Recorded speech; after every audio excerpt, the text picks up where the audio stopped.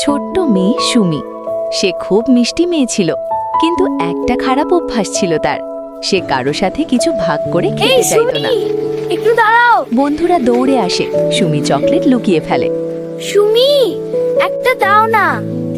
না, এগুলো শুধু আমার। আমরা না তোমার বন্ধু হই। এগুলো তো আমার, আমি কাউকে দিব না। বন্ধুরা মন খারাপ করে ধীরে সরে যায়। ধীরে ধীরে বন্ধুরা সুমির থেকে দূরে যেতে লাগলো। একদিন টিফিন টাইমে সুমি একা বসেছিল। অন্য সবাই একসাথে হাসছিল, খেলছিল, খাবার ভাগ করে খাচ্ছিল। সুমির মনটা হঠাৎ খুব খারাপ হয়ে গেল। সুমি নিজের টিফিনের দিকে তাকিয়ে ভাবছে, কেউ আমার সাথে খেলতে আসে না কেন? বাড়ি ফিরে সুমি চুপচাপ বসে রইল। মন খারাপ কেন মা? কি হয়ে কেউ আমার সাথে খেলতে চায় না? মা কারণ জানতে চায়। আমি একদিন স্কুলে চকলেট নিয়ে গেছি, কিন্তু বন্ধুদের দেনি। তারপর থেকে ওরা আমার থেকে দূরে দূরে থাকে, আমার সাথে মিশতে চায় না।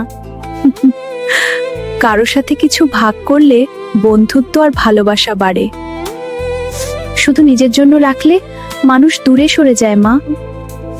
মায়ের কথা শুনে সুমি নিজের ভুল বুঝতে শুরু করল। সেদিন রাতে সুমি ঠিক করল, সে বদলে যাবে। আগামীকাল আমি সবার সাথে ভাগ করে খাব। এই নাও, সবাই মিলে খাই। সত্যি তুমি আমাদের দিচ্ছ? হ্যাঁ, সবাই মিলে খেলে বেশি মজা। হ্যাঁ। সুমি বুঝল ভাগ করলে আনন্দ আরো বেড়ে যায়। সেদিন থেকে সুমি আর স্বার্থপর রইল না। উদার হয়ে সে সবার ভালোবাসা পেল।